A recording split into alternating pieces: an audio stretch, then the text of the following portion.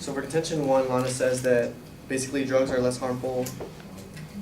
Drugs listed in Schedule 2 that are more harmful than marijuana is, and she states basically that why are they listed below them and marijuana is listed higher than them? So why is marijuana, as a Schedule 1 drug when you have cocaine and LSD underneath them that are much more dangerous or possess more threats to society?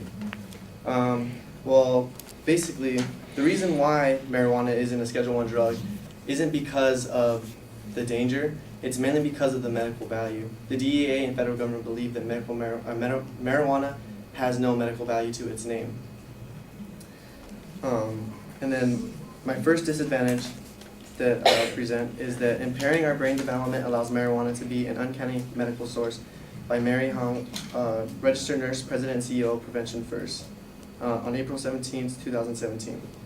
She states, "We can't really call marijuana medicine. It's not a legitimate medicine. The brain is not fully developed until we're about 25. That's just the way it is, and using any kind of mind-altering substance impacts that development." This brings a stock issue of significance, and basically she's signifying the issue that marijuana has no medical value to its name, backing up the DEA and federal government stating that. Her second argument is that states should decide whether it should be legal or not the federal government. Well, the only problem with that is it would bring the same problem as gambling. When gambling became legal, all it did was result people to going to the black market instead of going to the actual casinos and state markets to place their bets. They will still use their bookies. So my second disadvantage I'll present is that the legalization of marijuana would still adhere to the illegal sale of it.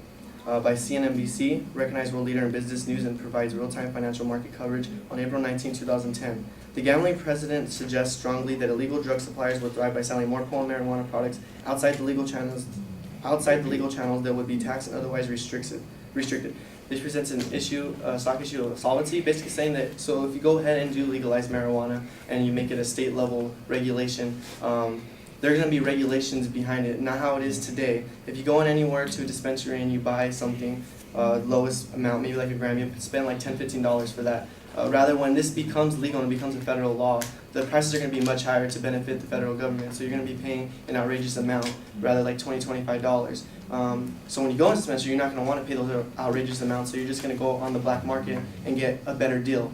So basically, that disadvantage is making it. They're adhering to that disadvantage by saying that, of course, if you do legalize it, you're just going to result into the black market rather instead of going to the federal regulated dispensaries.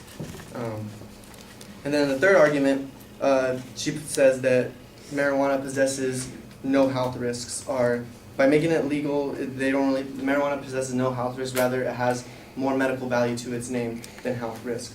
So I present my third disadvantage, which is the use of marijuana has many negative health risks. New Health Advisor helps readers live healthier and happier by providing professional knowledge on healthy lifestyles, disease prevention and treatment. NewHealthAdvisor.com, September 22nd, 2017. The quote states, "Smoking any substance will have a negative and potentially life-threatening effect on your respiratory health. Marijuana use can affect a person's memory, IQ, judgment, and problem-solving skills. There are many cases linking the use of marijuana to the increased chance of forming a mental illness." And this is just another issue of significance, signifying the issue that marijuana has many health risks and many life-altering effects to your brain, and also just your everyday judgment skills, which goes more than just answering someone in a full sentence. It could also go in an aspect if you're driving, you might be impaired to drive, and you might not know the certain standards to where you might be impaired and to where you're fine. Because, like again, we haven't had proper studies to signify whether or not these impairments are big or not. And now I stand up for cross-examination.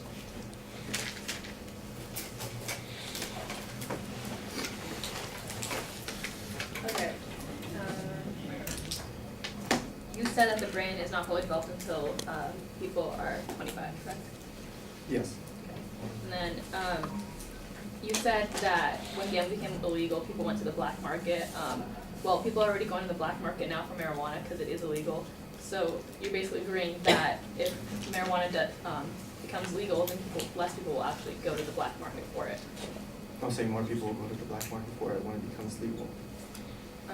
What's your evidence for the export?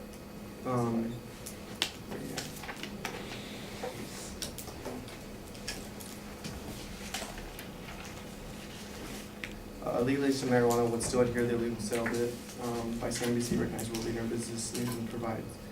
They say the gambling president suggests strongly that illegal drug suppliers would thrive by selling more potent marijuana products outside the legal channels that would be taxed and otherwise restricted. He also said that making it legal will cause the prices to go up. Do you have anything to support that? Don't have evidence to support that. And then you claim that marijuana use gives people mental illnesses, and it causes everyday judgment, altering judgment skills. Do you have any statistics or evidence that helps prove that? No, Okay, but I will. that's all. Okay.